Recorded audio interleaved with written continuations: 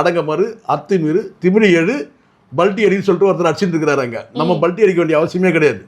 கரெக்டுங்களா? ஆனால் இருக்கிற உண்மையை நியாயத்தை பேசணும். விஜய் கையை நீட்டி நீங்கள் குற்றம் சொல்லக்கூடிய நபர்கள் எல்லாருமே நான் சொல்கிறது திராவிட கட்சிகள் சொல்கிறேன் நான். சார் அவரே இன்னைக்கு கேள்வி கேட்டிருக்காரு, ஏன் தாவேக்காவை விஜயை நீங்கள் கேள்வி கேட்கல, அதான் தீய சக்தின்னு சொல்லிட்டாருல்ல, அப்புறம் ஏன் போய் ஸ்டாலினை சந்திச்சாரு அப்படின்னு கேட்குறாரு. இங்கே இந்த கேள்வி எனக்கு கூட தோணுது தான், நியாயமான கேள்வியும் கூட தான். ஏன் சார் அவருக்குனா தீய சக்தி இல்லை, தீய சக்தியை போய் ஏன் சந்திச்சிங்க அப்படின்னு சொல்லிட்டு அந்த நேரத்தில் எடுக்கக்கூடிய சில முடிவுகள் தான்.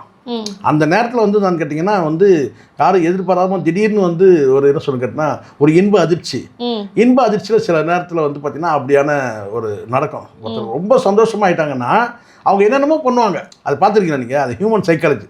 ஒருத்தர் ரொம்ப சந்தோஷமாக இருக்கிறான்னு வச்சுங்களேன், அப்போ பார்த்திங்கன்னா எல்லாமே செய்வாங்க. என்னென்னமோ அவங்களுக்கு பார்த்திங்கன்னா அவங்களுக்கு புரியாத விஷயம்லாம் ஏதோ செய்வாங்க. அந்த மாதிரி தான் நம்ம அப்படி எடுத்துக்கணும். அப்படிதான் ஒரு டிவிக்கு கூட்டணியில் இருக்காருன்றதை மறந்துட்டு பேசுறாரு. அப்படிலாம் கிடையாது. நான் அப்படி நீங்கள் அது கிண்டல் துணியில் ஆயிரும். நம்ம அப்படி பார்க்க தேவையில்ல. அவர் இப்போதைக்கு என்னன்னு கேட்டிங்கன்னா அன்றைய தினம் பார்த்தீங்கன்னா அவர் ஒரு முதலமைச்சர் ஆகிறாரு. அதுக்கான வாய்ப்புகள் ஆயிடுச்சு.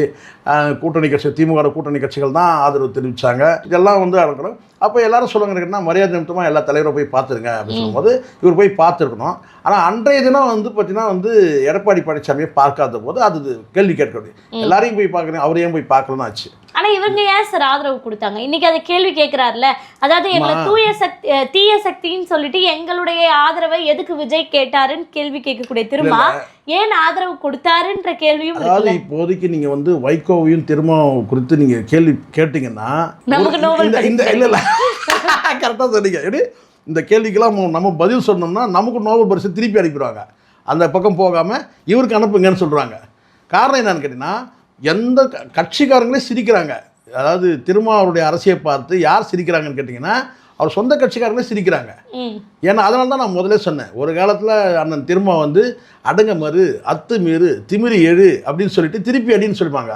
இப்போ திமிரி எழு, பல்ட்டி அடின்ற மாதிரி இருக்குது அவர் பேச்சுக்கிறார்.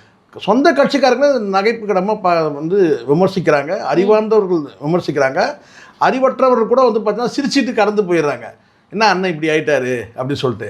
வைகோனா நீங்கள் சுத்தமாக சொல்லவே வேணாம், சரிங்களா? வைகோ பார்த்தீங்கன்னா முழுக்க பார்த்தீங்கன்னா அங்கே ஒரு காமெடி அரசியலில் இன்றைக்கி ஒரு பொலிட்டிக்கல் என்டர்டெய்னர் யாராவது இருக்கிறாங்கன்னு சொன்னால் அது வைகோ தான். அரசியலில் நீங்கள் பொழுதுபோக்குன்னா வைகோடைய பழைய ஸ்பீச்செல்லாம் நீங்கள் எடுத்திங்கன்னா உங்களுக்கு தெரியும். ஒரு பீரியடில் உங்களுக்கு தெரியும், டீ லீக் ஆகி அவர் வேட்டியில் பட்டுரும். யார்? முக ஸ்டாலின் வேட்டியில் பட்டுரும். உடனே இவர் என்ன சார் கேட்டால் எழுந்து கட்சி படுத்து துடைப்பார். அப்போ அது பிஜிஎம் கூட பார்த்தீங்கன்னா ஒரு கூட்டு கிளியாக அது இருக்குல்ல, நம்ம பாடம் நல்லா இருக்காது. ஆனால் சொல்கிறேன், அப்படிலாம் முதலமைச்சர் முக ஸ்டாலின் என்று விழிக்கின்ற காலம் மிக விரைவில் சொன்னது அவர் தான். ஆனால் இப்போ என்ன சொல்கிறாரு, 5 வருஷம் அமைதியாக இருந்துட்டு 5 வருஷம் ஊழல் பண்ணாங்கன்னு சொல்கிறாரு. அதே வைகோ தான். ஸோ அதனால் வைகோ பேசுறது திரும்ப பேசுறது பார்த்தீங்கன்னா இன்றைக்கி பார்த்தீங்கன்னா ரொம்ப காமன் நீர்த்து போயிடுச்சு அவங்க அரசியல். இன்னொன்று, வைகோ அவர்களை எங்கே போய் பூந்தாலும் அது விடியாதுன்றாங்க. இப்போ டிவிகேல போய் பூந்துட்டாங்க. அப்போ டிவிகே இல்லை, எனக்கு தெரிஞ்சு நீங்கள் ஒன்றா யோசிச்சு பாருங்களேன். திமுகவில் எப்போ சலசலப்பாச்சு? வைகோ போன பிறகு தான் அங்கே ஒரு சலசலப்பே ஏற்பட்டிருக்கு. கம்யூனிஸ்டுகள் முரண்படுறாங்க. ஏன் அண்ணன் திரும்பவே பார்த்தீங்கன்னா முன்னுக்கு பின் முரணாக பேசுகிறாரு. கிட்டத்தட்ட ஏதோ பில்லி சோனியா வச்ச மாதிரி அப்படியே பேய் அறிஞ்ச மாதிரி இந்த சந்திரமுகி நினைக்கிறேன். அந்த மாதிரி தான் கிட்டத்தட்ட அண்ணனே இருக்கிறாரு. ஒரு கட்டத்தில் பத்திரிகையாளர்லாம் நான் சந்திக்கிறதை விட்டுலாமான்னு பார்க்குறேன். நீங்கள் திருச்சி பேசுகிறீங்க. நான் இங்கே எங்கே திருச்சி பேசுகிறாங்க, மதுரை பேசுகிறாங்க. நம்ம பேசுகிறதே பார்த்தீங்கன்னா ஒரே இதுதான், சரிங்களா? ஒரே நிலைப்பாடு தான். நீங்கள் என்ன சொல்கிறீங்களோ அதை தான் பதிவு பண்ணுறோம். கேள்வியும் அப்படி தான் கேட்கப்படுது. நீங்கள் உங்களுடைய அரசியல் நிலைப்பாடு பார்த்தீங்கன்னா கேள்விக்குரியதை ஆக்கிட்டு நீங்கள் ஊடகம் மேலே பாயறது எப்படி இருக்கும்? கூட இருக்கிறவங்களே நிசப்தமாயிட்டாங்க. நம்ம எதையாவது பேச இப்போ கூட இருக்கவங்க கூட யாரும் நேர்காணல் கொடுக்கறது இல்லம்மா.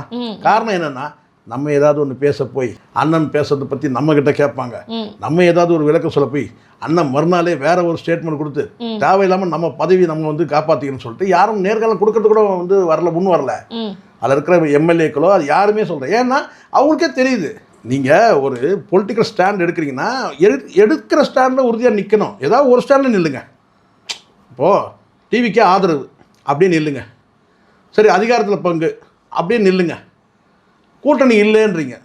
ஆதரவு, ஆட்சியில் பங்கு, ஆனால் கூட்டணியில் நாங்கள் இல்லை. சரி, கூட்டணி இல்லாமல் கூட இருங்க. நீங்கள் இல்ல பெரிய கேள்வி என்னன்னா, ஒரு பக்கம் இங்க ஒரு கால் வச்சுட்டாங்க சார், ஆனா இன்னொரு கால திமுக எடுக்க மாட்டாங்க. என்ன சிக்கல்ன்றதை நான் சொல்றேன் பாருங்க. அவருக்கு என்ன சிக்கல்னா, இந்த டிவிக்கு அரசு வந்து இவங்க மேல சந்தேகப்படுது. என்ன சந்தேகப்படுது? இவங்க மேல சந்தேகப்படுது. என்னன்னா 30 வருஷம் அங்க கூட்டணியில் இருந்தவங்க இன்னைக்கு நம்ம கிட்ட வந்து ஆதரவு தராங்கன்னா நம்ம கூட எவ்வளவு நாளைக்கு இவங்க விசுவாசமா இருப்பாங்கன்னு ஒரு டவுட் இருக்கு. யாருக்கு? டிவி கேட்க அந்த டவுட் இருக்கு. சரிங்களா? டிவி கேட்க அந்த சந்தேகம் இருக்கு. இவங்களுக்கு என்னன்னு கேட்டிங்கன்னா, இவங்க வந்து எவ்வளோ தூரம் ஸ்டெபிளாக நிற்பாங்கன்னு தெரியலையே. ஒரு அன்ஸ்டெபிளாக தானே இருக்கிறாங்க. ஏன்னா அதில் இருக்கிற அமைச்சர்கள்லாம் வந்து பார்த்தீங்கன்னா வந்து சர்க்கஸ் கூடாரத்துலேருந்து தப்பிச்சு வந்த மிருகம் மாதிரி தான் ஒவ்வொருத்தரும் ஒரு சேட்டை பண்ணிட்டு இருக்கிறான். அப்படி இவங்க நினைக்கிறாங்க. நான் நினைக்கல, அப்படின்னு மற்றவங்க நினைக்கிறாங்க. ஏன் விசிகால் கூட நினைக்கிறேன். ஏன்னா அதில் இருக்கிற ஒரு அமைச்சரும் வந்து பார்த்தீங்கன்னா ஒரு வந்து பேச்சுக்கள் பேசுகிறதும் சரி, நடவடிக்கை, இதெல்லாம் வந்து மக்கள் ஒரு வெறுப்பு அரசியல் போய் அடுத்த 2 வருஷம் 3 வருஷத்தில் வந்து பார்த்தீங்கன்னா மக்கள் வந்து அந்த இந்த டிவிக்கு எதிராக திரும்பிட்டாங்கன்னா நம்ம நிலைமை என்ன ஆகும்? 29ல் அண்ணன் திரும்ப எப்படியே மெயின்டைன் ஆகணும்ல, இந்த எம்பி மெயின்டைன் ஆகணும்ல. அப்போதானே வந்து அமித்ஷா வந்து உங்களுக்கு வந்து பிறந்தநாள் வாழ்த்து சொல்லுவார். இப்போ லேட்டஸ்ட்டு காணொலியில் அண்ணன் சிலாகிக்கிறார் பாருங்க. யார்? திரும்ப என்னன்னா, அமித்ஷா வந்து ஃபோன் பண்ணி ஒரு வாழ்த்து சொன்னாராம். என்ன வாழ்த்து? பிறந்தநாள் வாழ்த்து. அது பெருமையாக சொல்கிறார் பாருங்க. ஒரு பிறந்தநாள் சொன்னதையே எவ்வளோ வந்து பெருமையாக சொல்கிறாரு. எதனால் பிறந்தநாள் வாழ்த்து சொன்னார்? அவருக்கு மட்டும் இல்லை, புரோட்டோகால் படி அங்கே எம்பிக்கள் எத்தனை பேர் இருக்கிறாங்களோ அத்தனை பேருக்கும் வந்து பார்த்தீங்கன்னா ஒரு பிறந்தநாள்னு ஒன்று இருக்கும் இல்லையா, அந்த பிறந்த நாளுக்கு வந்து வாழ்த்து சொல்லுவாங்க. கண்டிப்பாக அது வந்து பார்த்தீங்கன்னா ஒரு நாளில் வந்து பார்த்தீங்கன்னா 4 பேரோ 5 பேரோ பிறந்திருந்தா கூட பார்த்தீங்கன்னா அந்த பிறந்தநாள் வாழ்த்து சொல்லுவாங்க. 500 சொச்சம் பேர் இருந்தாங்கன்னா அவங்களுக்கு வந்து பிறந்தநாள்னு வரும் பார்த்தீங்கன்னா ஒரு 10 பேர் இருந்தாலும் பார்த்தீங்கன்னா ஃபோன் போட்டு கொடுப்பாங்க, அது பிறந்தநாள் வாழ்த்து சொல்லுவாங்க. ஏன்னா அவருக்கு தான் அந்த கஷ்டம் தெரியும். யாருக்கு? அமித்ஷாவுக்கு தான். காரணம் என்னென்னா, அடுத்து பிரைம் மினிஸ்டர் ரேஸில் அவர் இருக்கிறார். ஏன் போன வருஷம் வந்து பிறந்தநாள் வாழ்த்து சொல்லவே இல்லை? அன்றைக்கும் இவர் வந்து தானே எம்பி தானே. போன வருஷம் முந்தின வருஷம் எம்பி தானே இவர். ஏன் அந்த 17ஆம் தேதி வந்து வாழ்த்து சொல்லலை? இந்த வாழ்த்துக்கு பின்னாடியும் ஒரு அரசியல் இருக்குது. ஆனால் புரோட்டோகால் படி பார்த்தீங்கன்னா வாழ்த்து சொல்லணும்னு நினச்சாருன்னா சொல்லலாம். இல்லை தவிர்த்துட்டாலும் வந்து பார்த்தீங்கன்னா ஏன் தவிர்த்தீங்க? ஐயோ வந்து பார்த்தீங்கன்னா புரோட்டோகால் என்பது பார்த்தீங்கன்னா அவங்க வசதிக்கு மெயின்டைன் பண்ணிக்கிறது தான், கட்டாயம் கிடையாது. சார் இன்றைக்கி டேட்டுக்கு வந்து நீங்கள் பிறந்தநாள் வாழ்த்து சொன்னேன், அது யாருங்க? வேண்டாம் கண்டுங்க அப்படி சொல்லலாம். ஆனால் அதனால் வந்து எம்பின்ற அடிப்படையில் தான் திருமாவளவனுக்கு கிடையாது பிறந்தநாள் வாழ்த்து, எம்பிக்கு தான் பிறந்தநாள் வாழ்த்து. அப்போ அது மெயின்டைன் அந்த எம்பி மெயின்டைன் ஆகணும். பாஜக எதிர்ப்பு எங்கே போச்சு சார்? அது எதிர்ப்புலாம் ஒரு பக்கம். ஏன்னா இது தனிப்பட்ட முறையில் பிறந்தநாள் வாழ்த்து சொல்கிறதுக்கு என்னங்க அப்படின்னு சொல்லி கேட்டீங்க இல்லையா, அது வேற. நான் சொல்ல வருது, எப்பவுமே ஜென்ரலாக வந்து பிறந்தநாள் வாழ்த்து சொல்லும் போது அது அரசியல் பார்வையில் பார்க்க முடியாது தான்.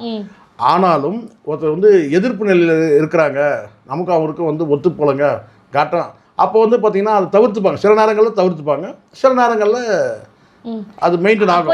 ஆனால் நான் சொல்றது எப்படி ஒத்து போகிறாங்கன்னு பார்க்கலாம். ஒத்து போகிறாங்கல்ல, கொள்கையில் ஒத்து போக மாட்டாங்க. இவர் ஏற்கனவே இப்போ நேற்று முந்தைய தினம் கூட சொல்கிறாரு. என்ன சொல்கிறாரு பார்த்தீங்களா நீங்கள்? இன்னும் நேற்று 2 நாளைக்கு தினமும் ஒன்று சொல்கிறேன். அது உண்மைதான், இல்லை நான் மறுக்கலை. அது வந்து பார்த்தீங்கன்னா அவர் வந்து அதான் நான் சொல்கிறேன்ல, வந்து பார்த்தீங்கன்னா அண்ணனுக்கு வந்து பார்த்தீங்கன்னா அது வந்து ஏதோ வந்து பார்த்தீங்கன்னா ஒரு வகையில் வந்து பார்த்தீங்கன்னா அவர் வந்து ஏதோ வந்து பார்த்தீங்கன்னா பேச்சை மாற்றி பேசுகிறாரு. ஒரு நல்ல டாக்டரை போய் பார்த்தா கூட நல்லதுன்னு தான் நம்ம சொல்கிறோம். அது அவர் தானே போய் பார்க்கணும், நம்ம சொல்ல முடியும். ஆனால் எனக்கு அது கிடையாது. பிரச்சனை என்னன்னு கேட்டிங்கன்னா, ஒரு எம்பி தேர்தலில் வந்து ஒரு எம்பியாக இருந்தால் தான் இந்த மாதிரியான சௌகரியங்கள்லாம் கிடைக்கும்.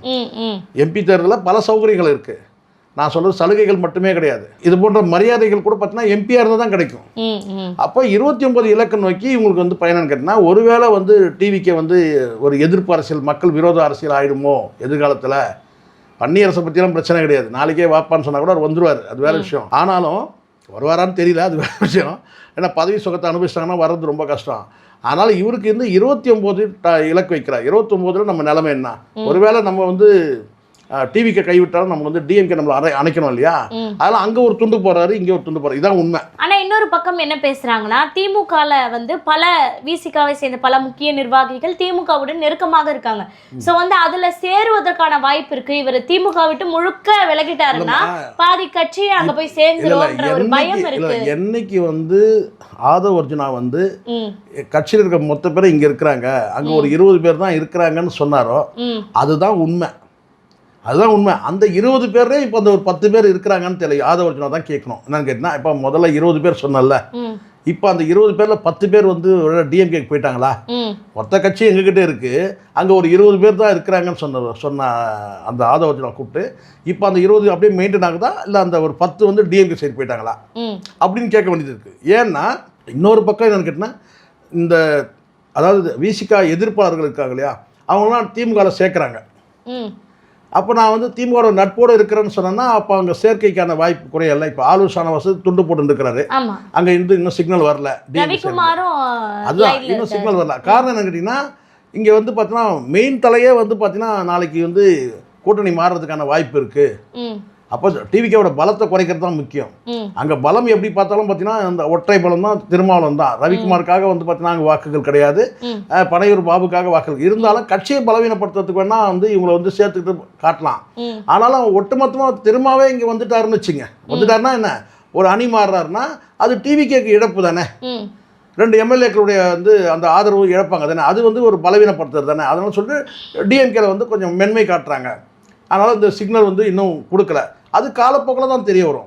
இவருடைய நிலைப்பாடை பொறுத்து தான். இவர் தினம் ஒரு வார்த்தை பேசிட்டு இருந்தாருன்னா, நீங்களே சொல்கிறீங்க தினம் ஒரு வார்த்தை பேசுகிறாரு. திடீர்னு வந்து திமுக தரப்பில் வந்து கேட்டால் இது வந்து கண்டிக்கிறாரு. அது கண்டிக்கிறது கூட அவர் டைரெக்டாக பண்ணல, வன்னியரசு மூலமாக கண்டிக்கிறாரு. நீங்கள் அந்த அரசியல் நமக்கு தெரியாதா? ஆனால் டிவிக்கும் ஒரு வகையில் திரும்ப அவர்களை மிரட்டிட்டு இருக்காங்களா அப்படிலாம் கிடையாது. ஏன்னா இப்போ பாமகவுடன் வந்து ஒரு பேச்சுவார்த்தை போயிட்டு அப்படி இல்லை. மிரட்டுறது யாருங்கன்னா வந்து டிவிக்கே அதாவது விசிகே தரப்புலேருந்து என்ன சொல்கிறாங்க, நாங்கள் டிட்டாச்சு ஆகிடும்னு சொல்கிறாரு. அப்போ அதை வந்து அவங்க என்ன சொல்லுங்க, அந்த வார்த்தை வரக்கூடாது இல்லை. டிட்டாச்சு ஆகிடும்னு சொல்கிறத தாண்டி நாங்கள் அமைச்சர் பதவி கேட்கல, அவங்க கூப்பிட்டு கொடுக்குறாங்க எங்களுக்கு அப்படின்னே சொல்கிறாரு. அப்போ அது பலவீனப்படுத்துறதா ஆயிடுது இல்லை. நாங்கள் கேட்கல, அவங்க தான் எங்களை கூப்பிட்டு வலுக்கட்டாயமாக கூப்பிட்டு அமைச்சர் பதவி கொடுக்குறாங்கன்னு சொல்கிறதும் சரி.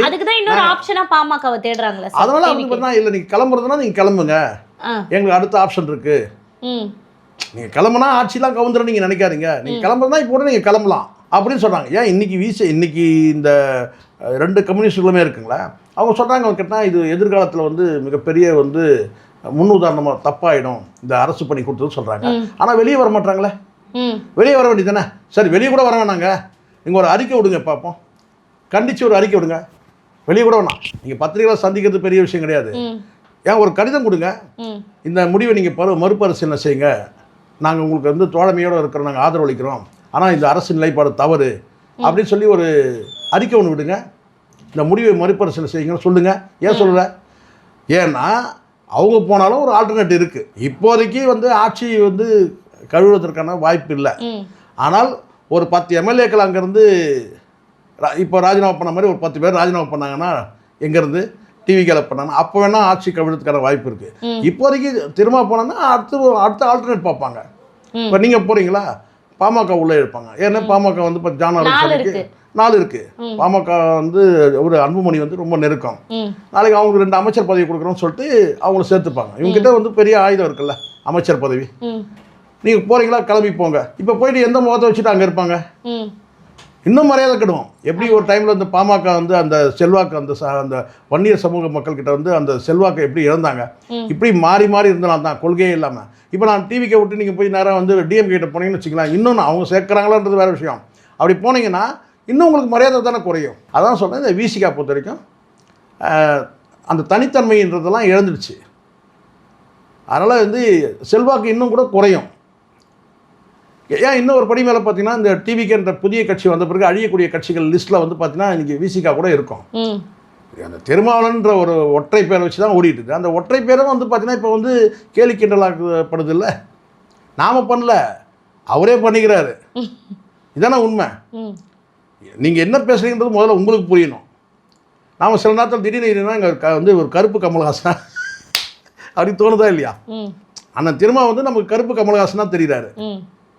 அப்படி தான் நம்ம பார்க்குறோம். ஏன்னா அவர் பேசுறது அவருக்கே புரியுதான்னு தெரியல, ரொம்ப குழம்பி தெளிவாக இருக்கிற மாதிரி இருக்கிறாரு. இல்லை தெளிவாக குழப்புற மாதிரி தானே இருக்கிறாரு. அவங்க கட்சிக்காரங்களுக்கு புரியல இவர் என்ன தாங்க பேசுகிறாரு, ஒன்றுமே புரியலைங்க. ஏன்னா அந்த பக்கம் வந்து பார்த்திங்கன்னா வந்து கூட்டணியிலேருந்து நாங்கள் வெளியே வரல, அவங்க வெளியேற்றிட்டாங்கன்னு சொல்கிறாரு. ஆனால் நாங்கள் நட்போடு இருக்கிறோன்றாரு. இங்கே தான் கேட்டால் ஆதரவு இல்லை, ஆதரவு மட்டும் கிடையாது, அமைச்சர்கள் பங்கேற்கும், ஆனால் கூட்டணி இல்லைன்றாரு. இது மாதிரி எங்கேயாவது கேள்விப்பட்டிருக்கியா? ஆதரவு, அமைச்சர்கள் பங்கேற்பு, ஆனால் கூட்டணியில் இல்லை. அங்கே வந்து பார்த்தீங்கன்னா கூட்டணி விட்டு நாங்கள் வரல, அவங்க வெளியேற்றினாங்க, ஆனால் நாங்கள் நட்போடு இருக்கிறோம். இது எப்படி இருக்குது? இது சிரிப்பாக இருக்கா இல்லையா சொல்லும்போது?